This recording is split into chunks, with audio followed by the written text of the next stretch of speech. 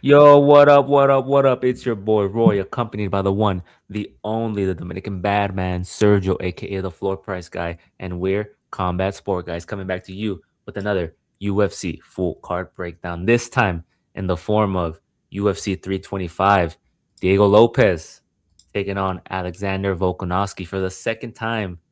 They first met last at UFC 314, where Volkanovski was able to win via unanimous decision.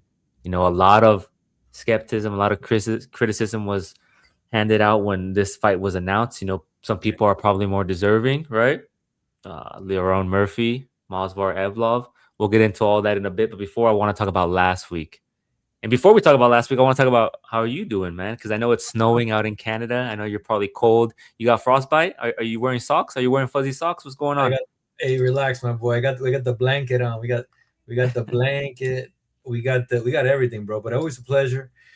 Um, what a card. How you doing, champ?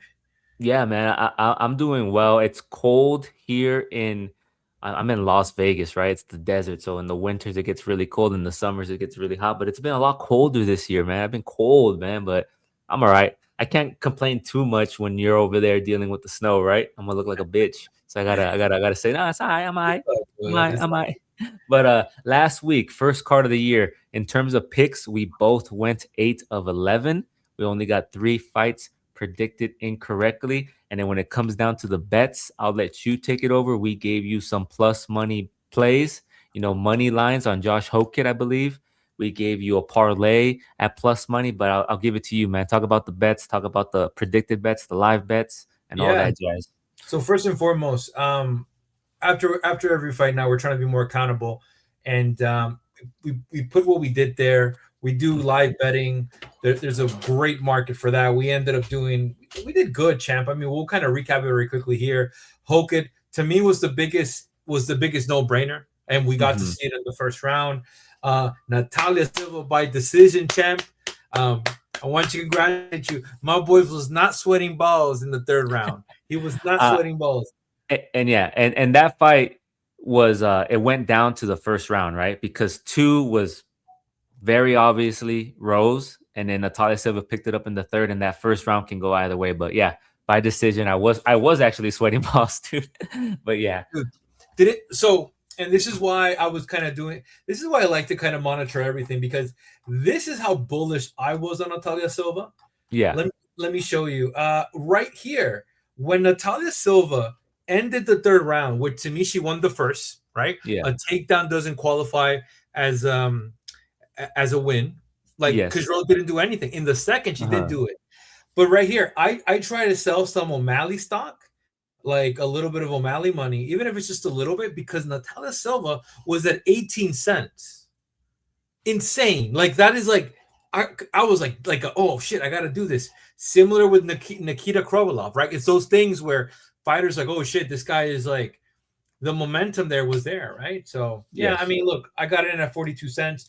I was almost gonna put money on Natalia at 73 cents, but bro, like 73 cents is like um who was it? Like Patty Pimblett type shit. Like this card had a lot of interesting And, and, favors. and for the people watching, he's betting on Polymarket. So Polymarket treats it kind of like how do they treat it, like stocks or like crypto, right? Almost like it fluctuates with the amount of cents Yeah, they're worth a dollar, right? They, exactly. they So they they don't really use they use the odds, but they equate it more to cents, right? exactly. So basically, Yeah. like if a fight is let's say even, it's 50 cents a pop. So everybody's 50 cents.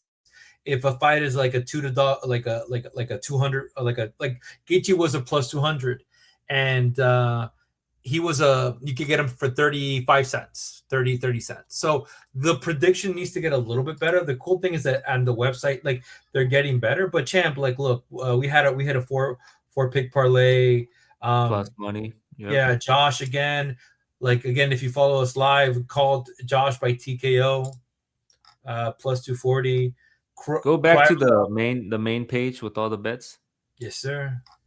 So we have the article out on X at Combat Sport Guys, and one of the things that we're trying to do, as Floor Price Guy mentioned, is we're trying to give you our predicted bets pre-fight, and then come fight night after the weigh-ins, we give you these live bets, which is primarily something that Floor Price Guy does, right? He's live on X, he's tweeting, and he's either changing, he's betting on fighters that he probably didn't pick, that he sees something in the fight, that the fight is swaying. He's reading the odds, he's looking at where to get in, and he's predicting how the fight can possibly go, right? That's why he got Hokit at TKO at plus 240. He got Gaultier. I think you put a money line, right? You didn't put decision for Gaultier. So I Silva. put no, I had a bet on him, but then I also did what Mm-hmm. was it? I put a prediction bet on, but at the same time, I want you to look at and this is why, like, look at this champ minus 270 Yeah, it fell. It fell. because the boys thought, well, this guy is like gonna tire out. We both picked Modesta Bukowski, but my boy didn't perform, and those odds swept quickly, and I lost money. Like, but I was able to hedge. That's the thing. What I do, I try to hedge bets. I try not to do that often because then you could chase a good. An example was I had John Silva, Arnold Allen looked very good in that first round, but then what happened in the second round? John Silva just ran with it. Yeah, we'll go Right? over some of these fights. Another bet that I really liked was the Nurmagomedov and O'Malley. That was Nurmagomedov was a minus 1,000 favorite. I think it was higher at closing. So you find somebody else who did a parlay that's not packed with 8, 7, 10 fights at plus money. We got Nurmagomedov by points plus Sean O'Malley to win for a plus 175 plus money odds. We gave you that. That was a good find, I think. And I sent you that early in the week, right? I was like, this is probably going to smack. I didn't want to go O'Malley inside the distance because we'll talk about the fights, right? We'll talk about the main cards. One of the standout things I want to talk about was Ty Miller in his UFC debut. I was really impressed with his footwork and his boxing, right? He looked crisp, he looked composed. He's a prospect to be on the lookout for. He's long, he's lengthy. The only thing is we need to see is him being tested with the wrestling, right? Adam Fugit didn't really pressure him in that sense, right? He didn't really present the threat of takedown, right? But we'll see that as his career progresses. But I was really impressed with him. Yeah. Main card, yeah, main card. And you're a boxer. What did you think about his striking, his footwork? It was good. It was just scary because the other guy wasn't really trying to take him down, but that spinning elbow landed. Yeah, it did. It did, and it kind of flustered him, right? You Yes. see it. So the question is, was my man about to go down? And he didn't, and got it done, and got how much? 25K. 25K took home. So not bad. 25K, and then we had on the main card. We'll go over those fights very briefly. We had Natalia Silva beating Rose Namajunas. I'll be honest, as a fan of Natalia Silva, her movement, her striking, I wasn't too impressed with her performance. I think if that version of Natalia Silva fights Shevchenko, she's probably gonna lose. She's probably gonna get mauled. She's probably gonna get taken down. She's probably gonna get outstruck. It's just uh, she fought a good third round, but those first two rounds, it was just like a figuring out, right? Like, because they both have similar movement, her and Rose. It was kind of just like a game of chess. And then in the third round, she kind of let it go a little bit. She was more fluid in her striking. But yeah, I was not too impressed with the intensity and the volume she threw out there. What did you think? Well, I mean, we went into this fight understanding that Rose Namajunas versus Erin Blanchfield, Rose dominated the first two rounds. And we saw that, and people were like, "Well," and that's why I didn't really spank the or Silva. Silva. This is for Natalia Silva. I put money on when she was at 42 because she was a Yeah. massive favorite. But after that takedown, it even went to 18. Yeah. But then I'm thinking to myself, you know what? We've seen this before. She dominates the first two rounds, and they get tired. This is not the same Rose that was fighting a decade ago, Yeah. No, right? that's a So good point. And you did mention that when we were watching the fights, right? Like Rose does tire out, similar to Blanchfield, right? She looked good the first two rounds, and then that third round, she kind of let it go, right? She let off the gas pedal. So I agree. yeah, and I mean, look, everything was good. Margo Nurmagomedov, like I said, when you're that dominant of a champion, 86, not a champion, but like the king of the division, he Yeah. just doesn't get finishes. But it's like, brother, like he's dealing with wild men like that. What do you call Yeah. it? He's no joke.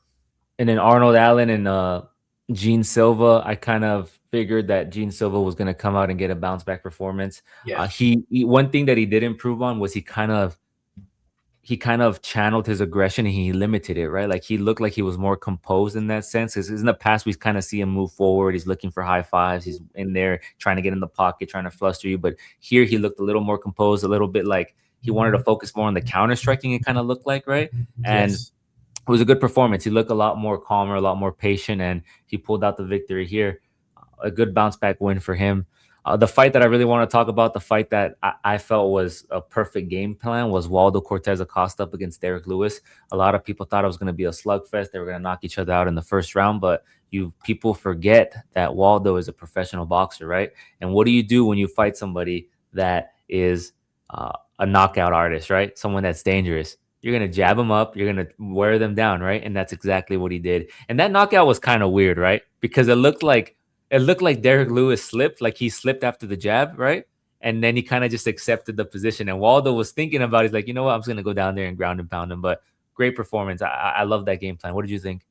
Well, dude, I mean, we called it, like the speed, the people, and USA, and I'm like, brother, this does not have anything to do USA. This is a thing. There is a massive speed difference. Like this is why, like that fight's tailor made. Now you Yeah. put, and that's what I'm saying. Like Aspinall, if Aspinall doesn't grapple this man, it's gonna be an interesting fight. It's gonna Mhm. be It's look, interesting that Waldo didn't call out Tom. He called out Curtis Blades. because you know what it is. Tom is gonna have surgery in Yeah. his eye, so he's obviously out for like maybe 2 to 3 months, 4 months, 5 months. So maybe he's not fighting in the White House, dog. Like a Dominican and Curtis Blade, nah, we ain't doing that.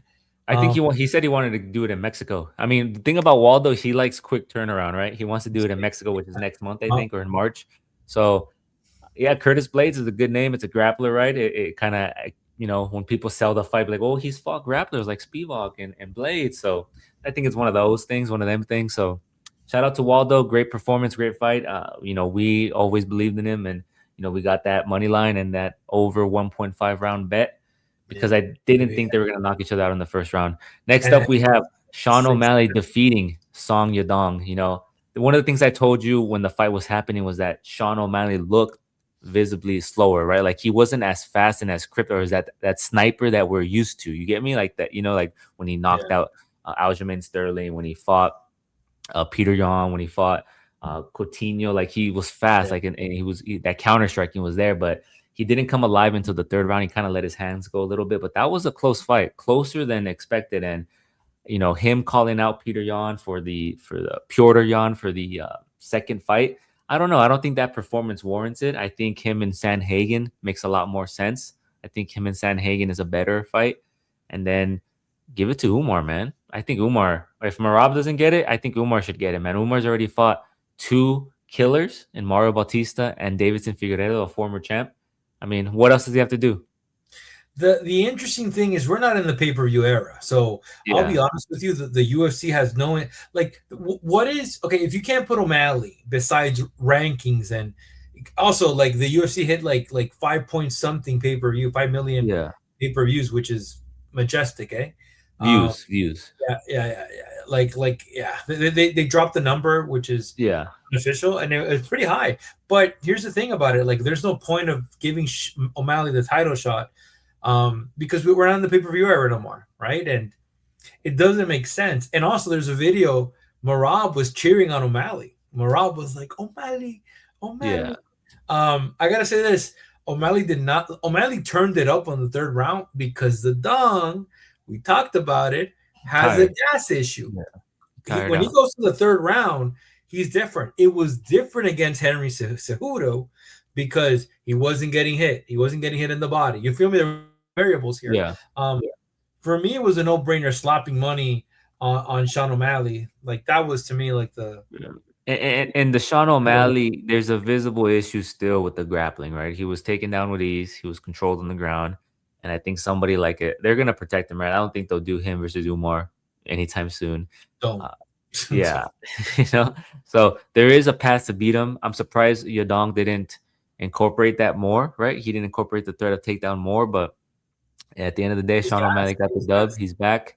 But he's acting like he had the performance of his life, right? Like, oh yeah, I want Piotr Jan, but what are we doing, bro? He knows, bro. Well, I mean, look, we talked about it. I think it would be great if he eventually changed coaches. Like get yourself a Mhm. full like a get yourself like a Trevor Whitman would be amazing. but Yeah. Corey Sandhagen is in that bantamweight division, or get this. But then Nurmagomedov, you see where it becomes a little bit of an issue, like Yeah.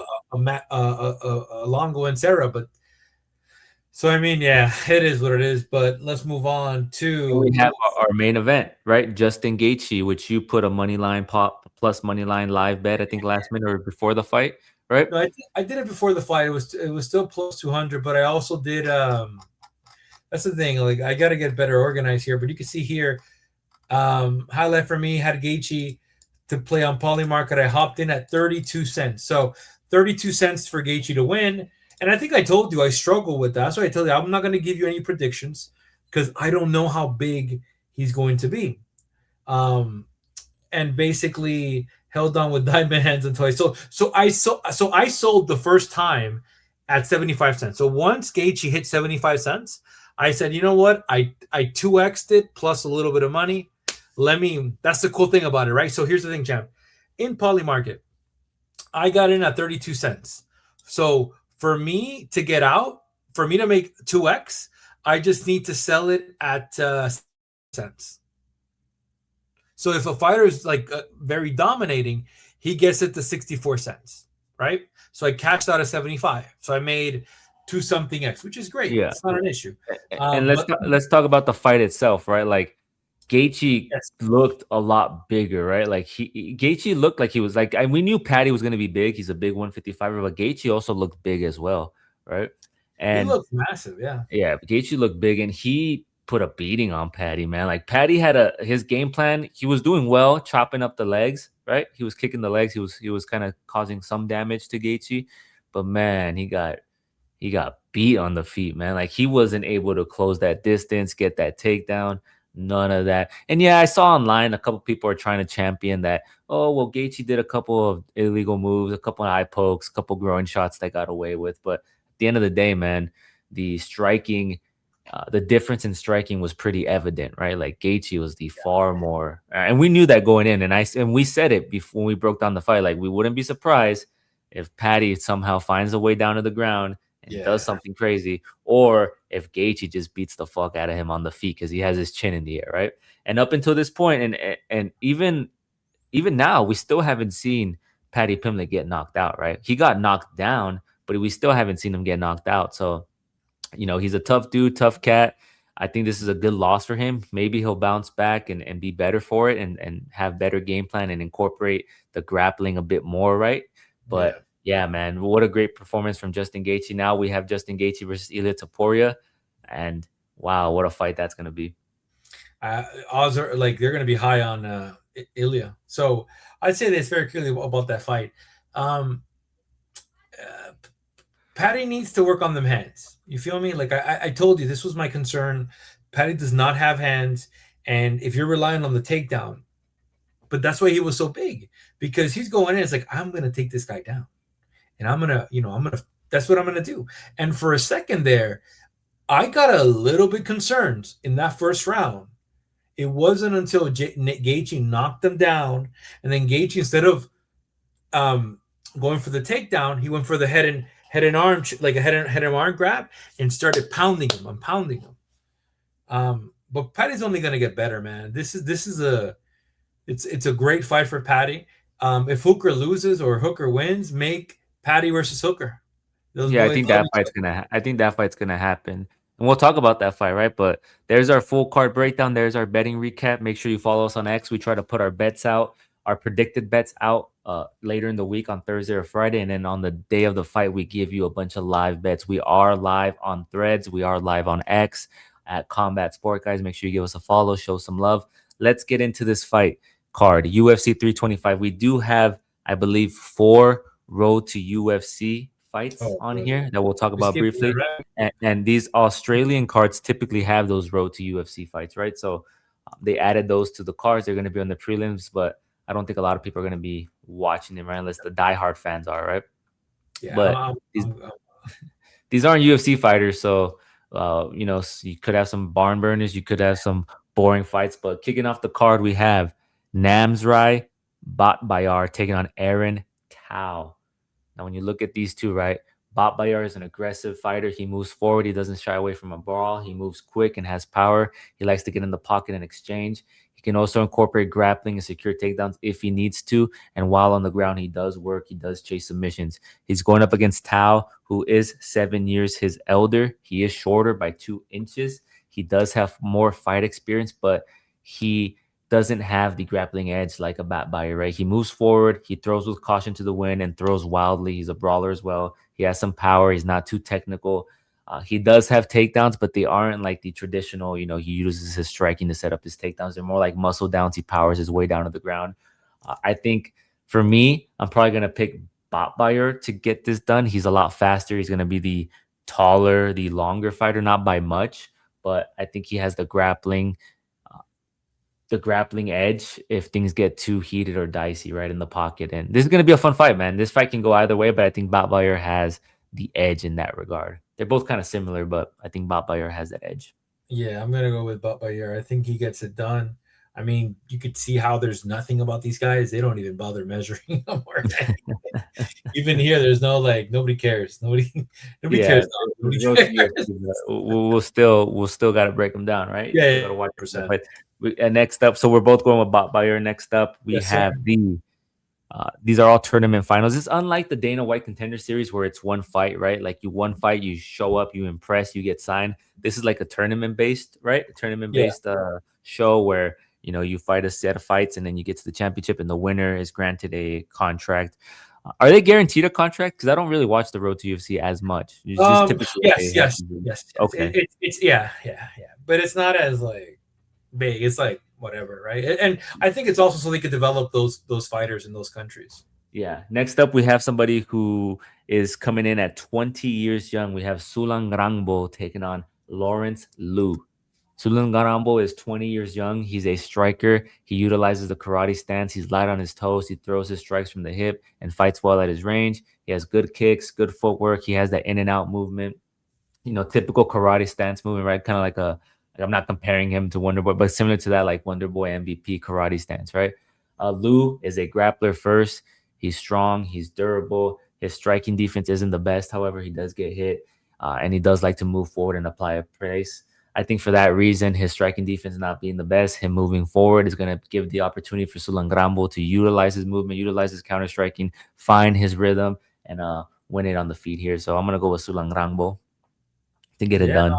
no, I'm gonna go with the favorite. The favorite has all the tools. Like I said, young kid. Let's see if he's able to pull it out. Yeah, and the issue is, he does give up some reach. He gives up like 6 inches of reach. So if you're one of those that thinks, oh well, this guy all he has to do is grab him and lay on him, and utilize that length to his advantage, then put the money on Lawrence. He's fighting at home. Are they all Aussies? Yeah, all these road to finales are Aussies. So Yeah. next up we have Aussie and China, Japan India, is so close. in Yeah. India too, right?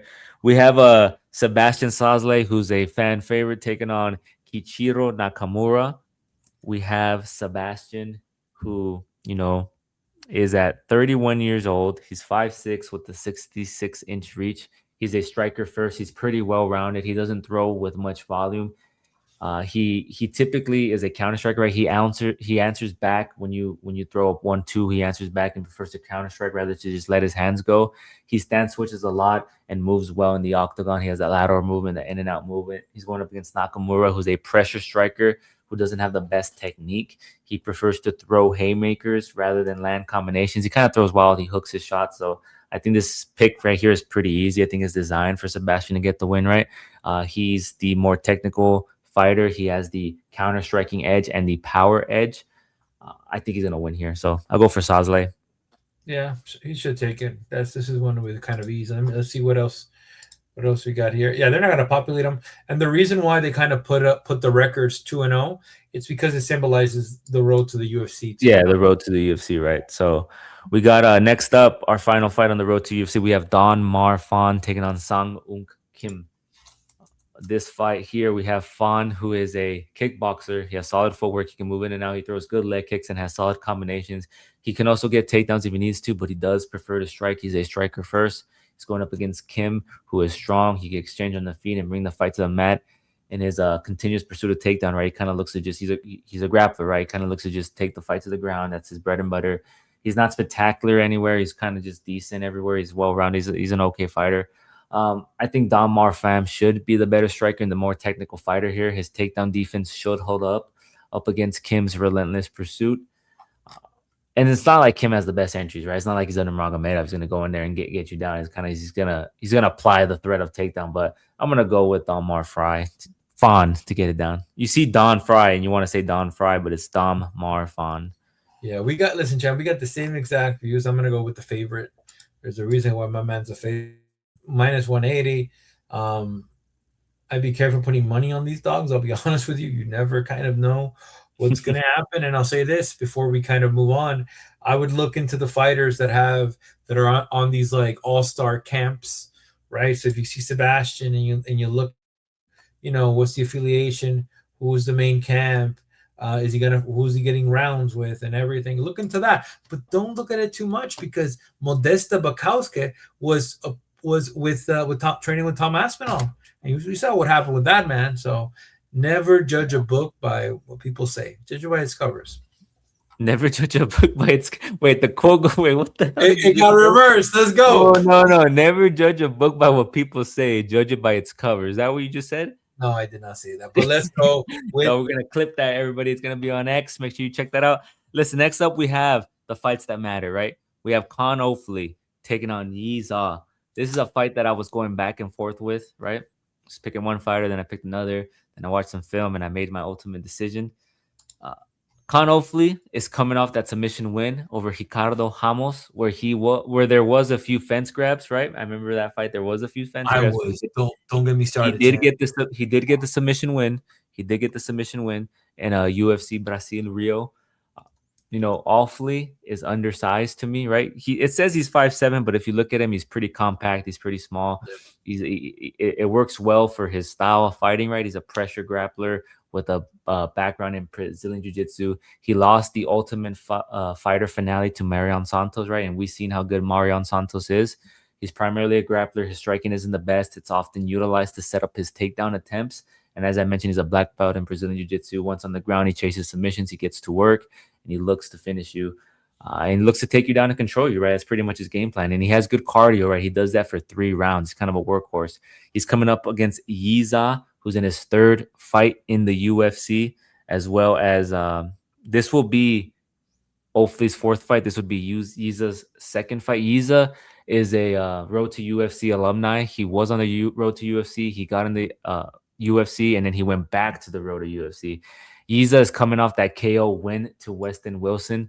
Yizha is a grappler. He utilizes his range management well before closing the distance in search of a takedown. He has solid leg kicks. Once on the ground, he looks for submissions. He lost to Gabriel Santos, but he showed that he's durable. He has decent striking. It's not the best. He did knock out Wes Wilson, but that is Wes Wilson.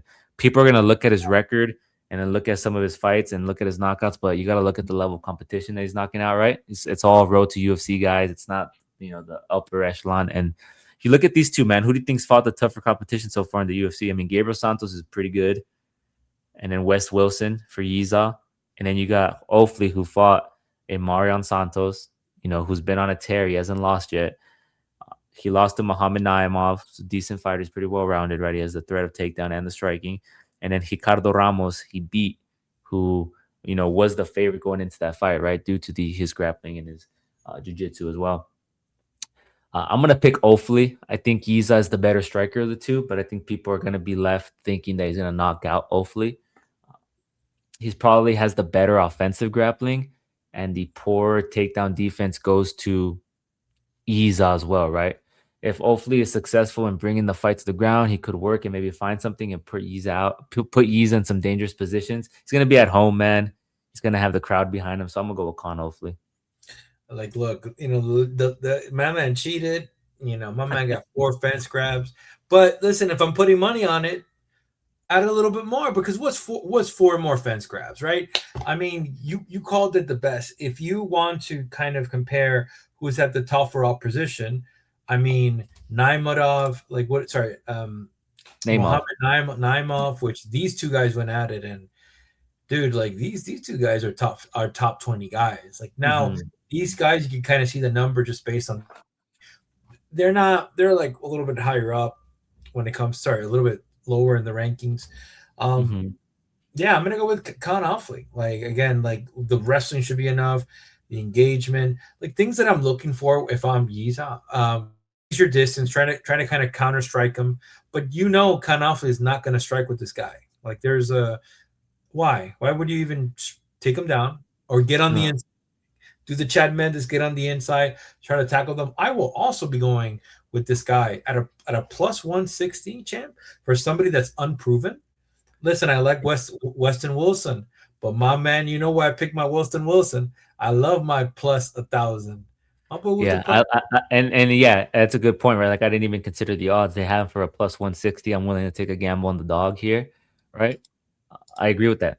Weston Wilson, people are gonna see that knockout. They're gonna be like, "Oh, he's gonna knock out Ofli," but Ofli took some of the best strikes from Myron Santos, and we saw Myron Santos' power last time out, right? When he knocked out, I forget who he fought, but when he Yeah. knocked him out. And before we look at it, Look at Wes Wilson, bro. What are we doing? John Silva, Brito. Then they gave him a They've been gimme feeding. win. That sucks, man. They've been feeding that man some killers. Look at that, Brito After Silva. Yizha, he went to fight in November 7th.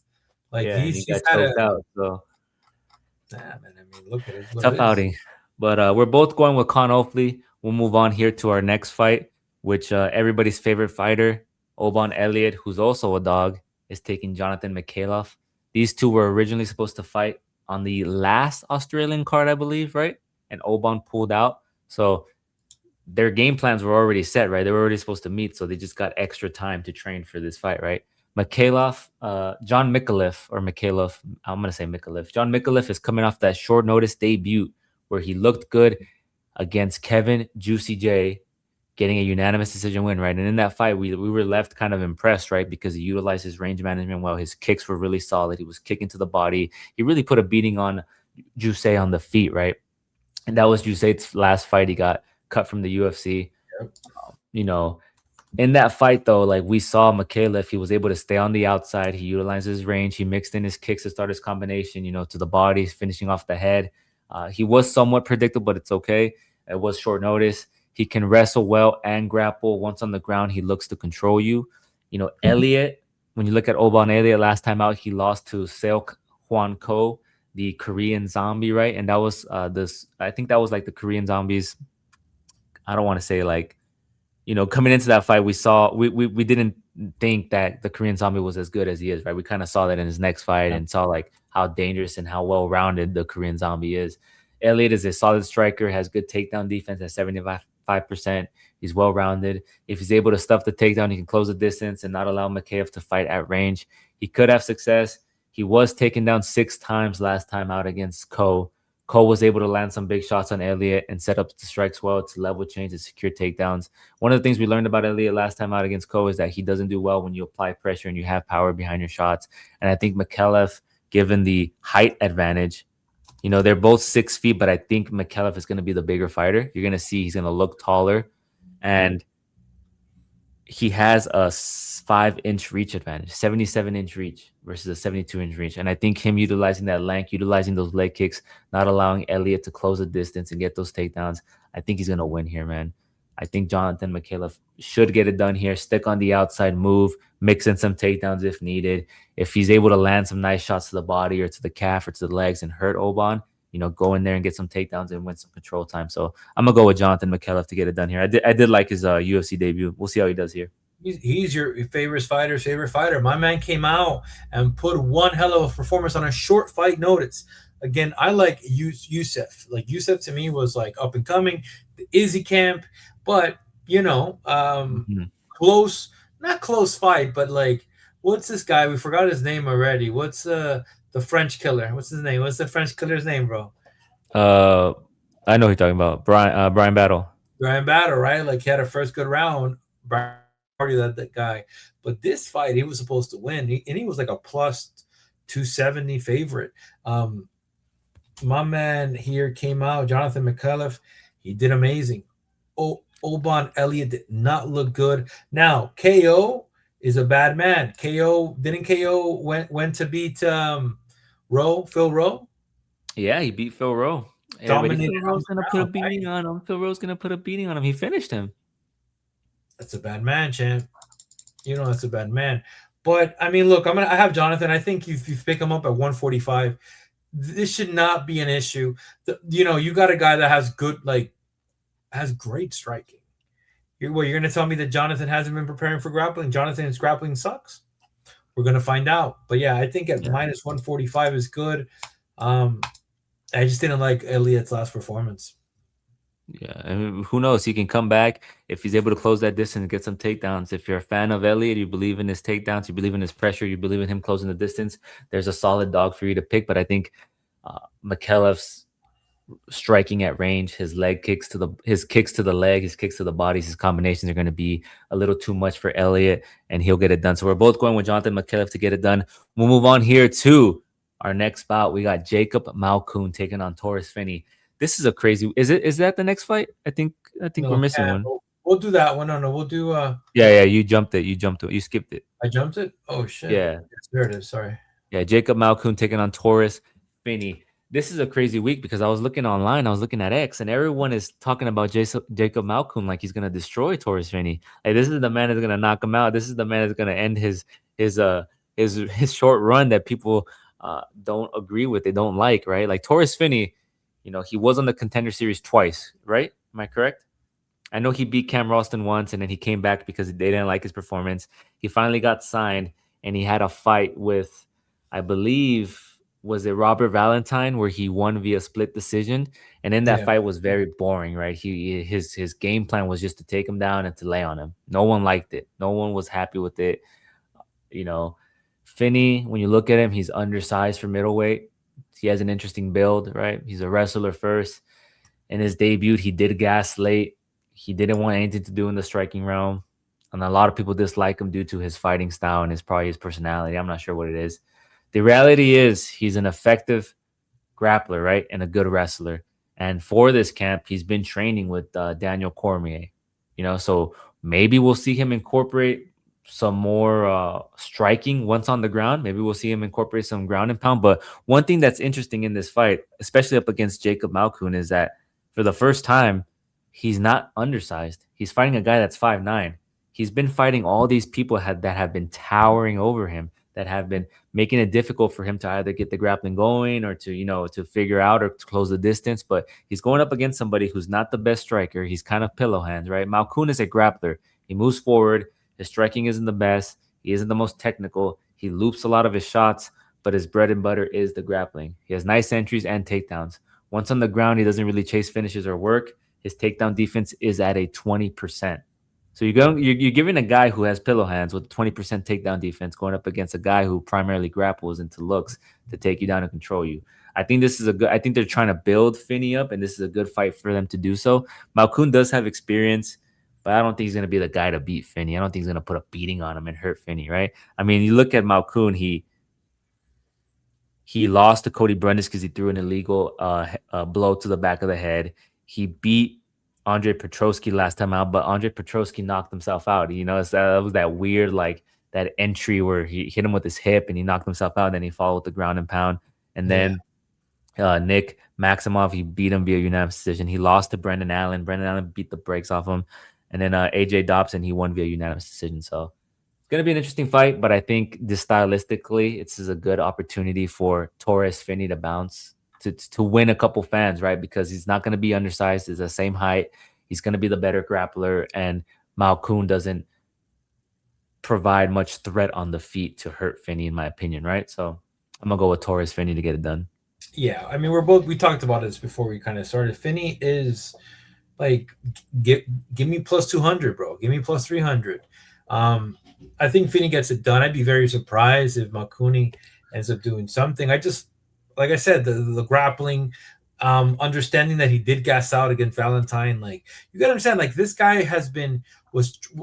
it wasn't that he was struggling to get into the UFC, but he had to put a performance. And then once in the UFC, he probably was under the lights. Like, he realized, and his conditioning was shit. But decided to work with DC. And like you said, I have a hard time thinking this man wasn't on the treadmill. This man wasn't on the airdyne bike. You feel me? So in order for him to win, he needs to get back into his right. take him down, smash. I say smash him on the ground, man. For this cat, like he looked good. I remember that knockout. It was like, what Joe Rogan's like, what did he knock him out with? Yeah. Was it Joe? Was it one of those? I don't even know. But I'm gonna go with Finney, man. 8-3. Like there's different levels of fighters. Like what is? Let me see. Yeah, you see even on ranked fighter. I mean, this is fuck. It's crazy how the odds will shift, champ. I'm letting you know right now. The odds heading into fight night will shift, When and people see them on the scale and see them on the face off, they're gonna realize, wow, he's not as undersized as I thought. You know? Oh wow, Finney's pretty big. Like, and you gotta understand, as a grappler, the bigger you are, the easier it is to grapple, right? That's one of the things that DC talks about, right? Like that's why it was so easy for him at light heavyweight and heavyweight, because those guys don't know how to grapple when he has the size. And it's a lot harder at featherweight and bantamweight, right? I think with Aljamain Sterling. But at the end of the day, I think the odds will change. I think Finney should probably pivot over to a favorite, but I'm gonna try to get him in as a dog after this.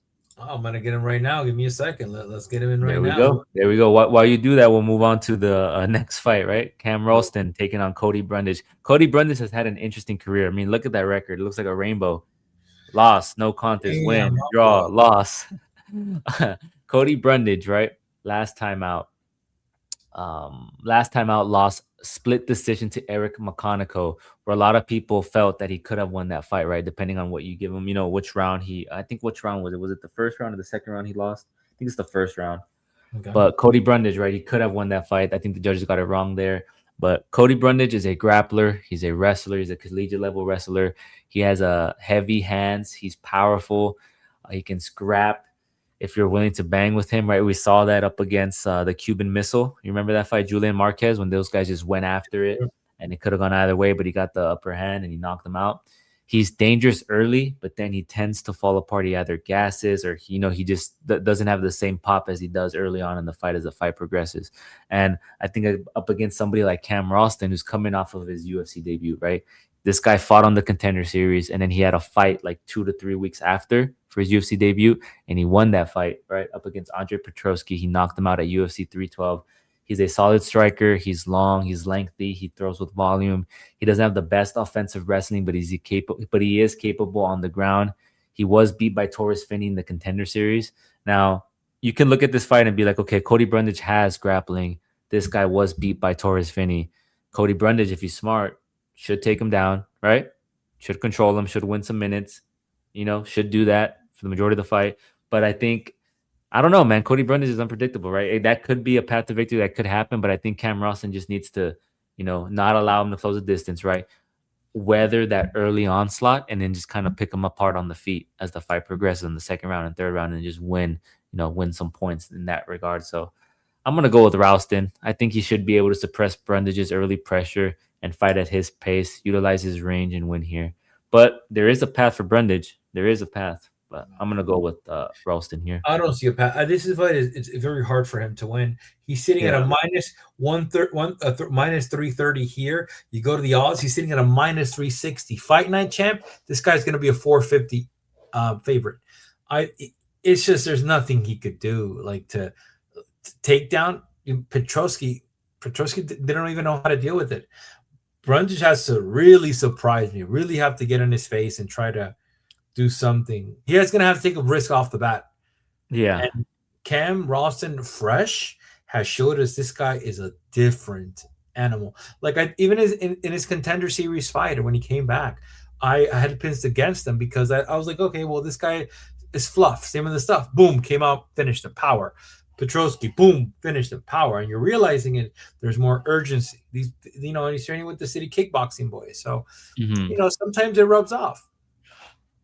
Yeah, I think we're both going with Rowston here. We're in agreement. I think his striking differential, the difference in striking is pretty evident, right? And the length is going to be an issue too. Dude, that reach, and especially when Brundage starts to get a bit tired. By the way, a champ, just wanted to let you know I'm doing the time, so you don't have to worry about going in and. I don't do that anymore, bro. I don't, because YouTube does it itself. It divides the chapters. Right away? Okay. It should. It does it on some videos. I need to read on it because when I was doing the descriptions with the times, it Okay, wouldn't always do it. And then I did it once without it, and it divided the chapters up, which is weird. really, that's Yeah, amazing. I'm still doing yeah. it just in case. So Oh, thank you. And then next up, we have Junior Tafa taking on Billy Elekana. It wouldn't be an Australian card without one of the Tafa brothers, right? Listen, bro, I'm gonna be honest. I want to fast forward I want to fast forward to a couple years where we see Tafa in dirty boxing because that's where he belongs. He does not belong in the UFC because my man does not have a ground game. He's helpless off his back. My man switched divisions thinking, okay, maybe I'll have a chance. Maybe I'll have a chance at light heavy, right? Because heavyweights, those boys are a little too big. Those boys grapple. They take me down. I can't get off of them. And what happened? He went up against Tuku Tokos and he got submitted. He got taken down and he got submitted. So the you path to call Tuco victory, Tocos Tuco. we both did. We both did. We both called Tuco I Tokos. know I have some money on I my don't boy. trust any of the Tafa brothers, bro, anymore, bro. I don't trust those cats. And I think here it's pretty evident that Billy Elekana has a clear path to victory. Billy Elekana, man, on his UFC debut, he fought Bogdan Guskov on short notice. He was able to take him down. He lost via submission, via guillotine choke, but he was able to take him down. He was able to control them prior to losing. And then he beat Ibo Aslan via unanimous decision in a fight that was kind of boring. Both guys were kind of just looking at each other, right? It wasn't a fight that we expected. We expected fireworks. And then he went up against Kevin Christian, who was a long, lengthy, I think Brazilian Jiu Jitsu Yeah, background and striking. And I think you picked Kevin Christian, right? You took a flyer on the dog, but my man submitted him. He choked him out. He hit him with those leg kicks. He looked good in that fight. I think Elekana here needs to utilize his length well, and he utilizes his length well, and he maintains range. He doesn't push forward. He isn't too aggressive. He keeps it at range and allows you to dictate the pace until he gets his reads in, and then switches the pace and moves forward. His striking is good, and he can grapple. He can control you and search for takedowns. He's pretty well rounded. Tafa is, you get what you get, right? He has some finishes in the past. He has a good kickboxing background, throws with power. His kryptonite, as I mentioned, has always been and will always be the grappling. He can't fight off his back and cannot get up. And I think here he's going to have that issue, right? He's going up against Billy Elekana, who's going to have the reach advantage. Same height, but he's going to have the reach advantage. And for Tafa to be successful, he's going to have to stay away from the fence, right? Get in that pocket and throw those bombs. But I think Elekana gets it done here, man. We need to send Tafa to dirty boxing. John yeah. Jones got to call him. You funny, Chan. Why you doing my boy dirty like that? You know, my boy You, trying to. you, you wouldn't be happy to see him in dirty boxing, bro? That'd be awesome. I would put him against the Brian Battle, There you but go. make He him needs to cut make weight. weight. But a 6-4 record is not good. You're like he's sitting at Elekana sitting at a -220. If you go look at the odds right now, there's some money coming in. He shipped it to a -250. So they have this man at a +200. Now he's a 2 to dog. I still don't give him enough value. The reason why Elekana is going to come in, and what does Elekana have to do to negate the man strike? He just has to take him down. Like, just go in there, leg kick, take him down. That's And it. then when you've been taken down as much as he has, and you know that that's your path to losing, you're not going to let your hands go as much because the threat of takedown is there, right? You're going to be more defensively sound. Okay, I can't let my hands go because at any time they're going to shoot and I'm going to have to sprawl or I'm going to have to defend, right? I'm going to have to check the hands or whatever. But yeah, dude, I think just it's pretty clear. Like I'm sorry to interrupt you, but No, that was fine. And then you add another cap is that my boy has a little bit more reach. So his yeah, jab and his kicks. What's the kicking range? Not so much kicks, but it made it look like he had a little bit more reach than 5-inch reach. I'm gonna go with the UFC. 1 inch is not that, like, what's 1 inch? 1 inch is not that much in comparison to how much damage you could do, but it's still there, right? yeah. Um, I'm trying to figure out, like, how does Tafa win? Berserker goes in his face the first round. I mean, if He's he gonna get. if he utilizes his aggression to his advantage and utilizes a Lakana slow start, right, and just provides pressure and overwhelms him and just catches him, that's an option and that's a possibility. But I just don't trust him. I'm sorry. I could be biased because he's burned me in the past, but I just don't trust the Tafas anymore, man. Yeah, and just because of that, we're gonna go with both of us. Lakana. Lakana's gonna get it done tomorrow night. Right on. All We'll right. move on here to our next bout. We have Killen Salkilld taking on Jamie Mullarkey. Now, Salkilld is coming in on short notice. I think Mullarkey was supposed to take on, who was it? I forget the name. He was supposed to take on. Oh no, Salkilld was supposed to take on Rongju, which would have been a banger of a fight. Rongju and Salkilld would have been a fun fight, but Rongju pulled out. In comes Jamie Mullarkey, and this is these odds have him at a -800, which is crazy. Jamie Mullarkey, but Guess how much now? Guess how much now? Throw a number. -1,000, -1,200. I think Minus everyone's 1,000. gonna bet Salkilld to they're still mesmerized by that KO, that head kick KO to Nasrat Hakprasad, right? Where he entered into enemy territory, he got the dub.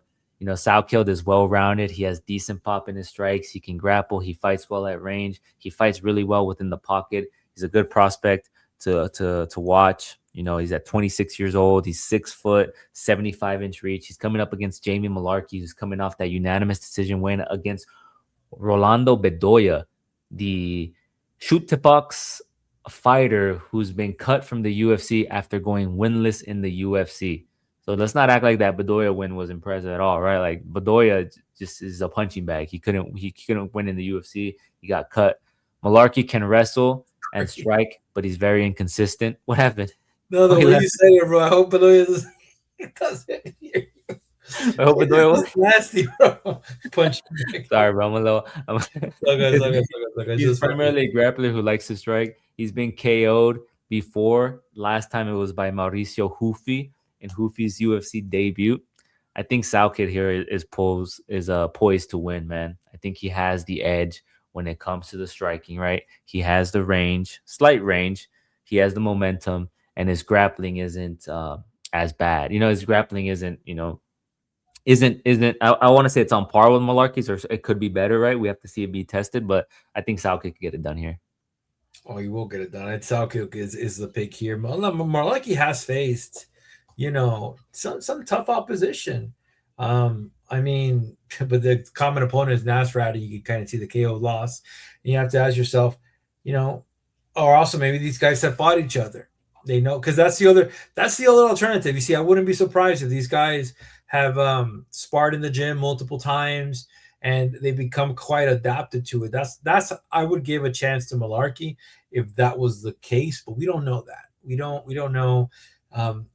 Big favorite is, but like I said, when you're a 1,000, who was 1,000? Was Nurmagomedov a 1,000 favorite last weekend? But we did by points, man. So he's even if he gets the knockout, if he's winning the round, right, the points still apply. I think, right? Isn't that? Yeah.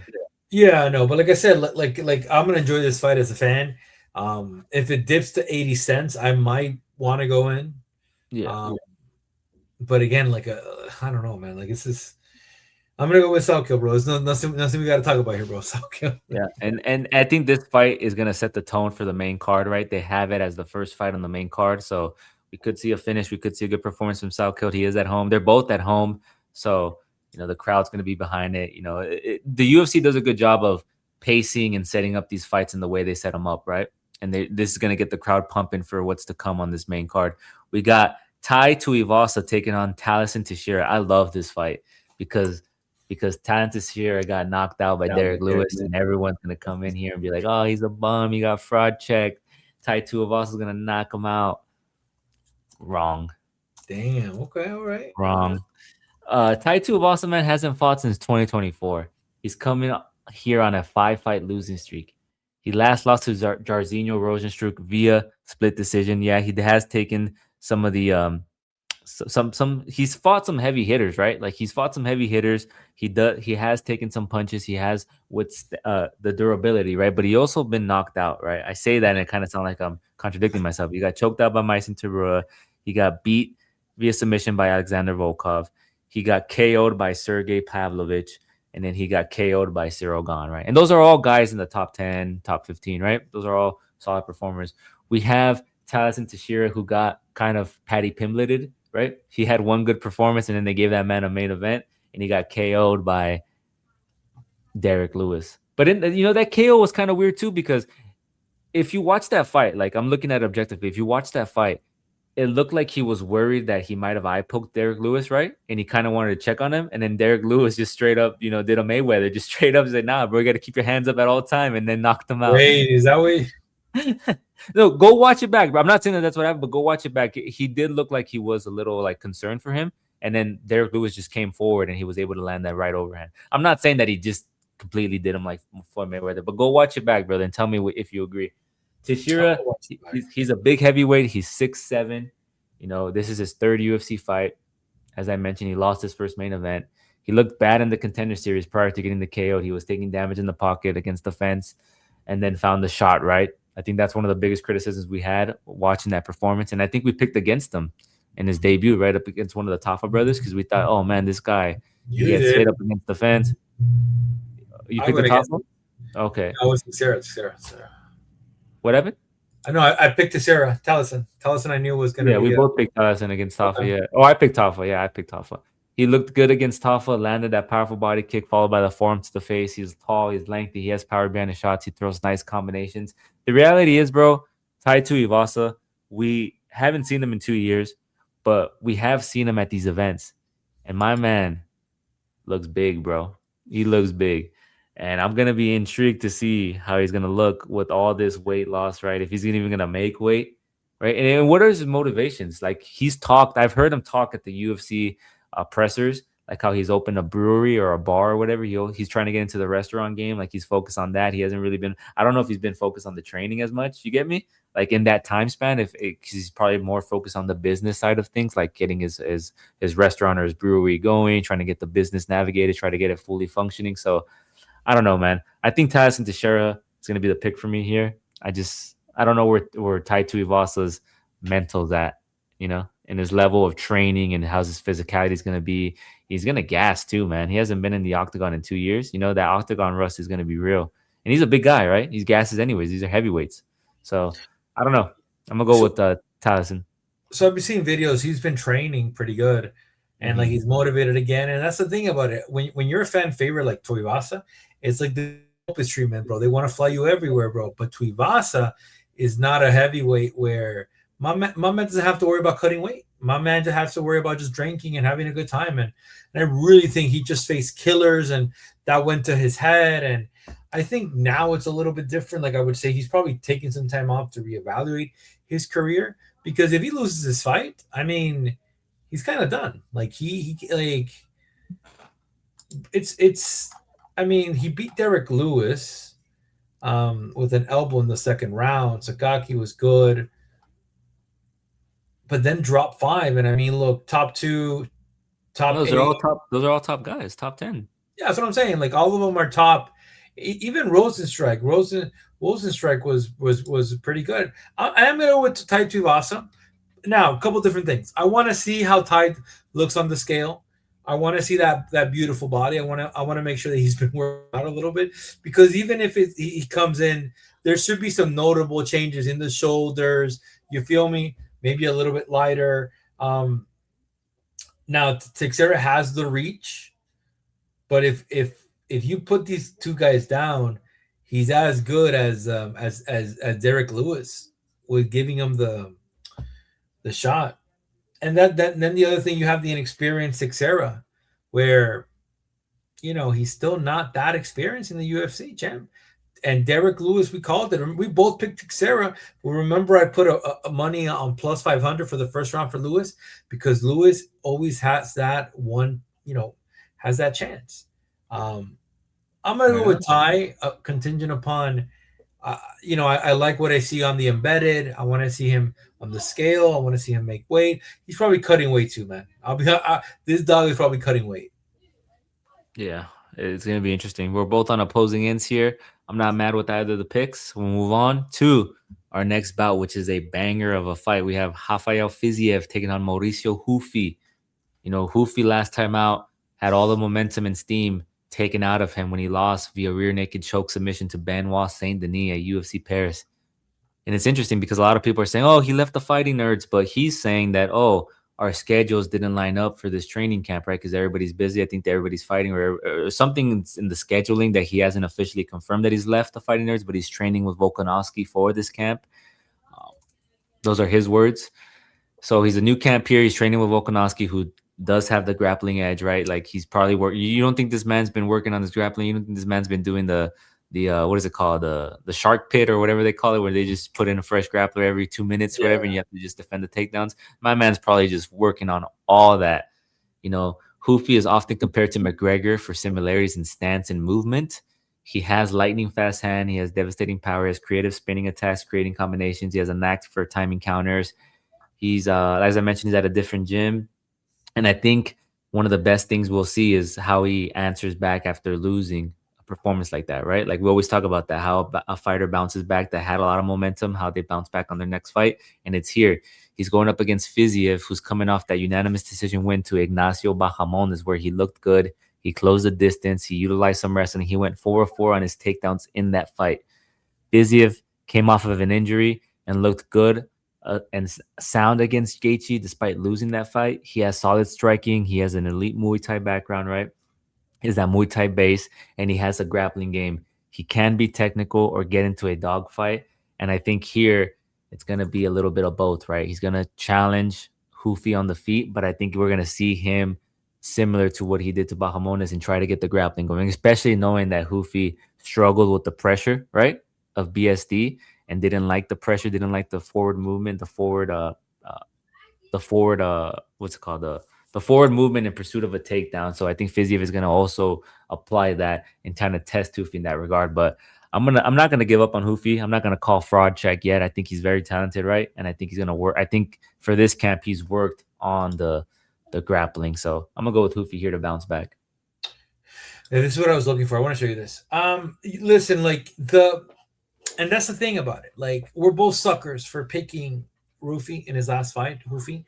From a perspective of, that style is a fast twitch style. If you can't get it done, you're going to gas out. Now, what I'm showing you is Fiziev managed to take down 2 times Justin Gaethje. He wasn't able to hold him down there, but he still got the takedown. Yeah. You don't think he's going to he's going to strike with him? This guy has That's why I said he's going to do the same thing. He's going to shoot for takedowns. I said that, yeah. Shoot the leg. So if you're him, what do? You shoot the leg. You what's the leg reach? Hoofy has significance. Well, the leg kick becomes a little bit different. But yeah, listen, I'm gonna go with Fiziev. I think Fiziev, if done correctly, he could get this done. If done correctly, right? You're gonna have to be conservative in that first round. So, champ, if I'm live betting, first round, if there was ever a prop where you could do a first round KO for Ruffy and Fiziev by points or by submission, you would pick that one. I really think Fiziev gets it done. Now, Fiziev is a smaller fighter. That's why I'm a little bit concerned now as well. We're going to see if Ruffy can bounce back. I know it's a striker's delight, but it'd be crazy for Fiziev to go head-to-head with this guy in the first round. Now, I think we're going to see Hoofy be like Gene Silva and not be as aggressive, not be as forward moving, kind of pace himself, right? Kind of pace himself and incorporate more of a counter strike game, especially up against a striker in Fiziev, who does try to get into the pocket, right? Try to utilize that Muay Thai. So it's going to be an interesting fight. It's going to be a fun fight. He's never really been knocked out either, Fiziev. It's a very interesting fight. Like, and again, it's like if you believe, put money on your fighter. And like I said, like I think Hoofy in that first round is going to be a problem. He's going to be like Derek Lewis in that first round, but a little bit more superior. But like I said, bro, if this round goes to past the second, so I'll be honest with you, I wouldn't even bet. I would just wait for the second round to fight, and then I would bet. Right on. We're both on opposing ends here for another fight. We'll move on to our next bout, our co-main event, Dan Hooker taking Benoit Saint Denis. I think this fight is going to be similar to the Arman Tsarukyan fight for Dan Hooker. I think this is a quick turnaround too, right? That fight was what, 2 months ago? Yeah, that fight was 2 months ago. A quick turnaround. Hooker last time out lost to Arman Tsarukyan via submission triangle choke, where he's the one who initiated the takedown, right? He initiated the takedown. He tried to jump the ghillie, I think, or try to get that submission choke, and then he got his back taken and then got submitted. Hooker doesn't shy away from a brawl. He likes violence. He likes to entertain. I don't think he's in pursuit of any titles. He's just out there to just, put on a show. His takedown defense is pretty good at around 60 to 70%. His fights, if the fight does get to the ground, that's where he has trouble. He's coming up against Saint Denis, who's on a 3-fight win streak. He bounced back after his losing skid and looked good. He KO'd Benil Darush last time out, who came in heavy. He missed weight. BSD has the grappling edge. He has the submission edge. He has the forward pressure and he's aggressive, right? He got the submission win over Mauricio Hufi, where everyone, including us, doubted him. And he goes off the KO Benil Darnush. Saint Benoit is the epitome of aggression and utilizes that aggression in his striking to set up his takedowns. He fights from a southpaw stance. He's known for relentless pressure and finishing ability. And I think him losing those 2 fights to Renato Moicano and then to Dustin Poirier was kind of like good for him, right? Like it woke him up, right? And then after beating, I think it was Kyle Propelek, he kind of, he apologized to the fans. He said, I haven't been at my best, right? Like I'm going to show you guys what I'm capable of. That fight against Renato Moicano was, had that fight gone longer, he would have pulled away, right? If he survived, right? They stopped that fight. But because we've seen Moicano get tired. We've seen Moicano gas out, right? He would have had the better cardio, but he just, and then against Dustin Poirier, he was beating him on the feet, right? We always talk about how he was looking good against Dustin Poirier until he got caught, right? He got caught by the diamond. So I think Saint Denis is going to be the favorite here. It's going to be the pick. I think his ability to move forward, apply pressure, his aggression, the threat of takedown is going to benefit him against Hooker, especially as the fight progresses, right? Once that fight gets to the ground, he's going to be able to get to work, probably get a finish here. So I'm going to go with BSD. I like him here.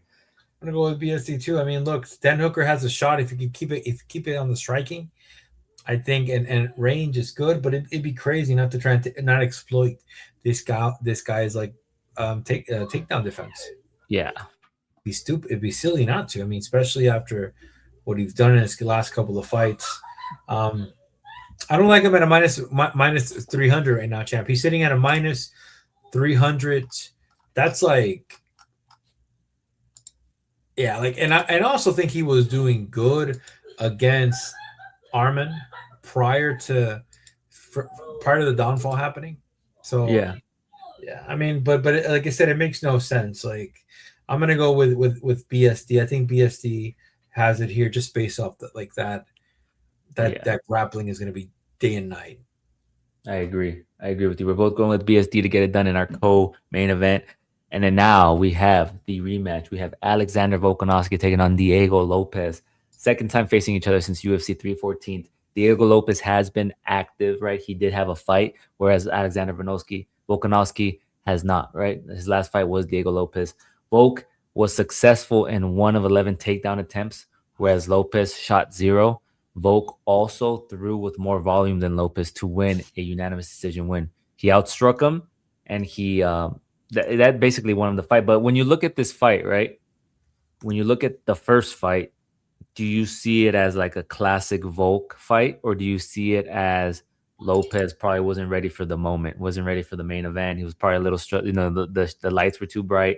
You get me? Do you see it in that regard? Because Lopes probably has all the confidence in the world right now, right? Like people doubted him up against Gene Silva at the UFC Noche Latina, right? He was the underdog. Everyone thought he was going to get knocked out because he throws recklessly, he keeps his chin in the air, whatever they say. He has that tick, and he proved everybody wrong, right? He proved everybody wrong. He took him down, he beat him. But if you look at the first fight, right? Let's look at the first fight. Volk, as I mentioned, outstruck Lopes, right? He set up nice shots up the middle. He set up solid combinations and answered Lopes' strikes with 1 or 2 of his own. And that's something we talk about. He beat him to the punch in that fight. However, he was unsuccessful in the grappling. Lopes defended a ton of his takedowns and even found success on the feet when he dropped Volk. I think it was in the 2nd or 3rd round. I forget which round he dropped him. I didn't write it down, but he did drop him in that fight, and he didn't pursue it, right? He was kind of like hesitant to go to the ground, which is weird from Diego Lopes because he has jiu-jitsu. He has a solid submission game. He has solid. He's crafty on the ground, so he didn't really pursue him. And then after that, he was just beat to the punch. So what can we predict in this fight? I think Lopes training with the Ohio, collegiate wrestling team, right? We're probably going to see him either defend more takedowns from Volk, because Volk's probably going to come in and look to grapple more, right? But I don't think so, because he was 1 of 11. I think he's probably going to pose the threat of takedown like he did earlier and kind of use that lateral movement, use his in and out movement, his boxing, his jab, And kind of like similar to the first fight, what Lopez I think needs to do is just to be more aggressive. Let his hands go. Like he knows that he could hurt Volk. Like he probably regrets not going for the kill right after dropping him. So he needs to be more aggressive, get into the pocket, let his shots go, let his hooks fly, right? People always say, "Oh, he throws these meaty hooks," but his striking is pretty good, right? And if Yeah, it does get to the ground, trust yourself. Trust yourself. Or if you drop Volk, follow him to the ground. Trust yourself, right? He's probably not gonna finish Volk on the ground, but try to get some work in, try to see what you can get there, right? I think Lopez should take the second fight. I'm gonna stick with Lopez. I think he should have won that first fight, right? He hurt Volk.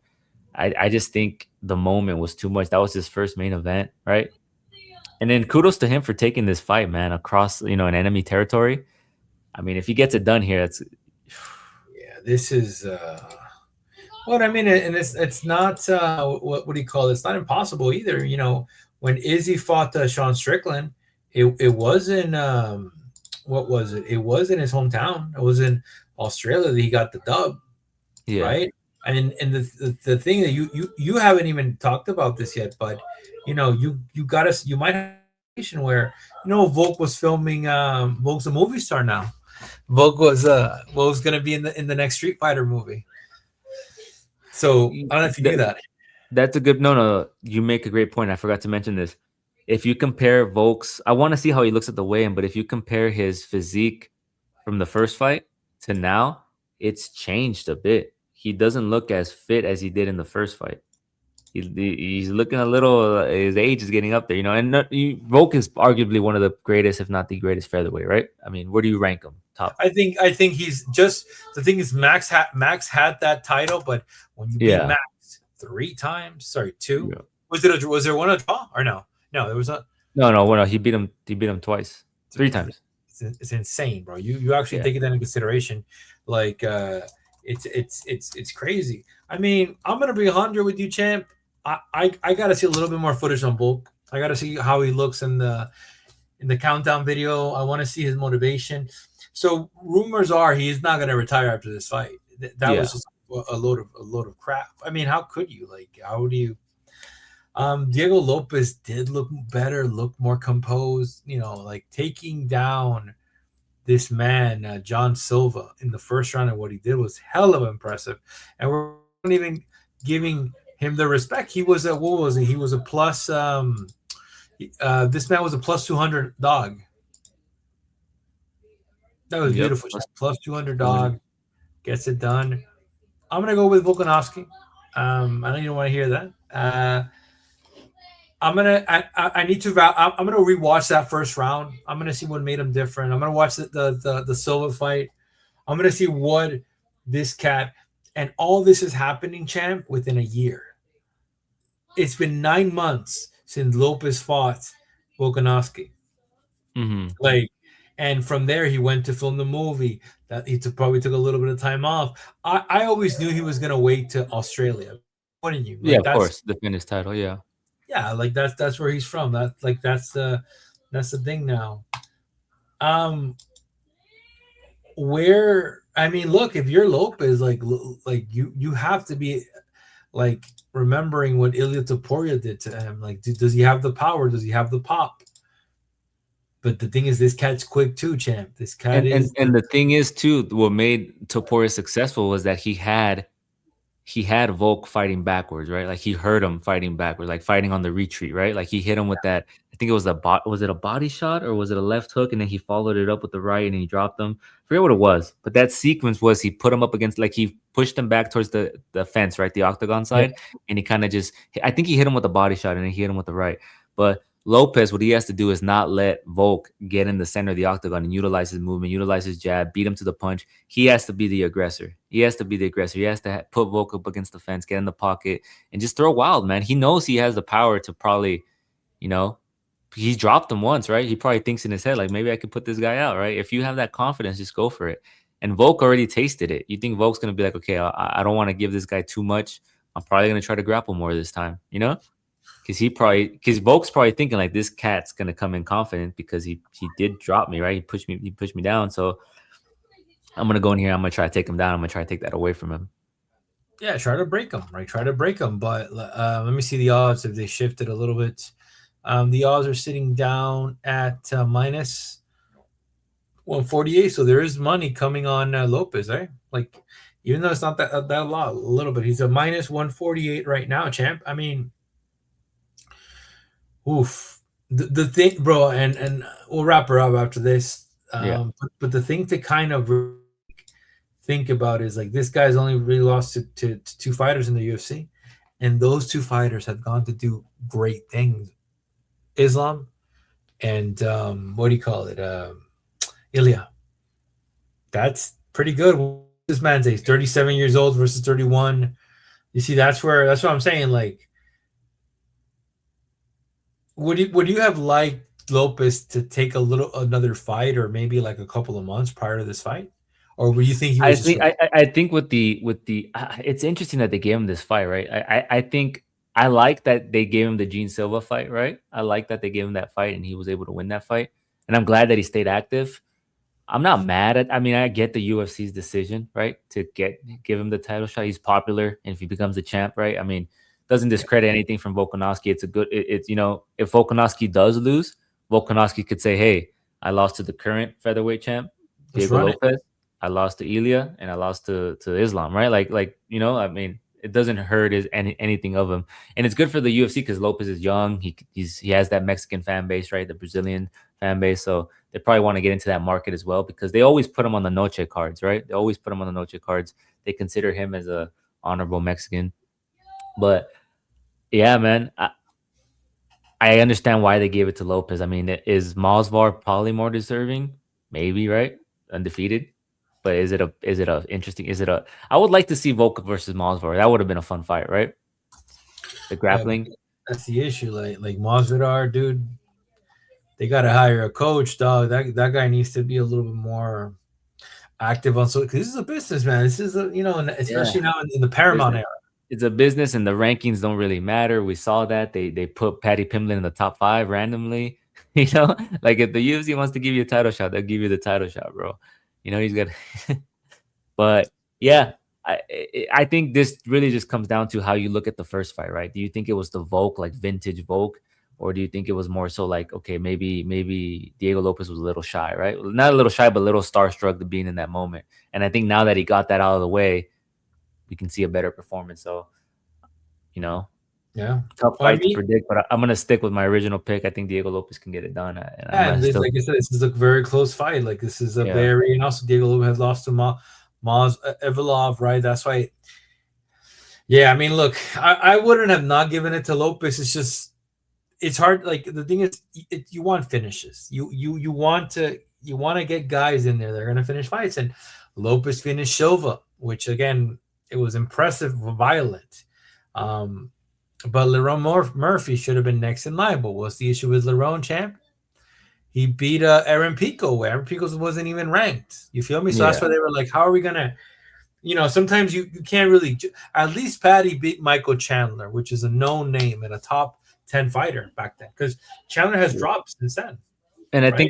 I think in this fight, the Alexander Volkanovski fight is like, yeah, he outstruck Lopez, but a lot of people aren't talking about how he went 1 of 11 in his takedowns, right?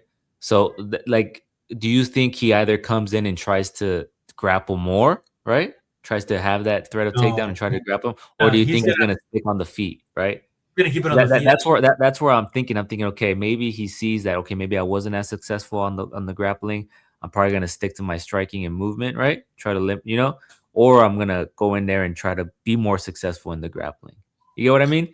Yeah, Like, that's what it needs to do. He just needs to, because here it's like a GSP. Like Volk is similar to GSP's, kind of like they mhm, don't really go for finishing fights; they go for point striking. yeah, Unless it's like a Korean Zombie, which again, it's day and night. Like, but again, like yeah, Volk has some miles now. Like we got to remember, this man won the title in 2019. Like we're 2026.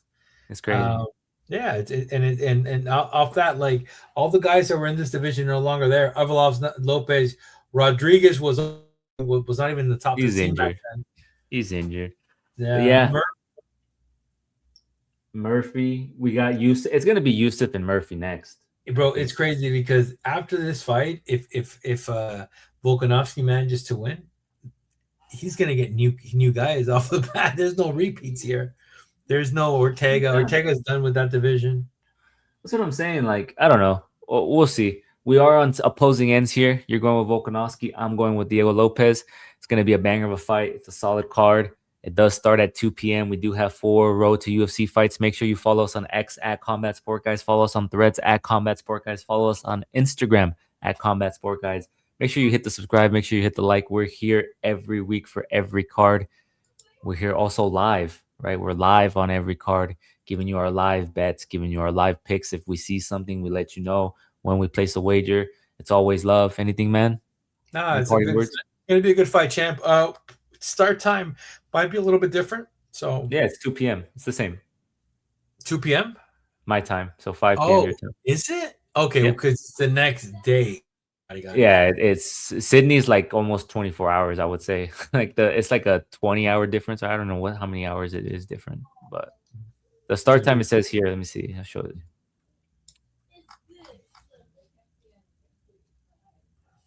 Volkanovski versus Lopez is gonna start at 6 p.m. Pacific Standard Time, so 9 p.m. for you is the main card.